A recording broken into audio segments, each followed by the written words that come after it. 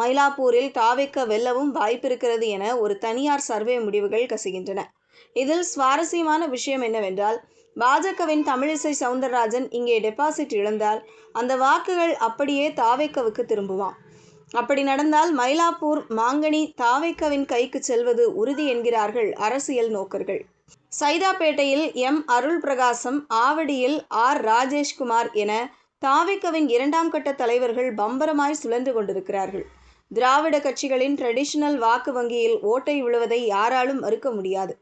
இந்த தேர்தலில் ஆளும் கட்சியும் எதிர்க்கட்சியும் ஒரு விஷயத்தில் மட்டும் ஒரே நேர்கோட்டில் செல்கின்றன.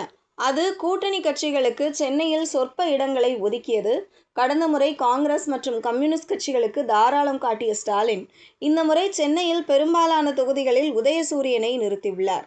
அதேபோல் எடப்பாடியாரும் கூட்டணி கட்சிகளை விட தன் கட்சியின் ரத்தங்களுக்கே முக்கியத்துவம் கொடுத்துள்ளார்.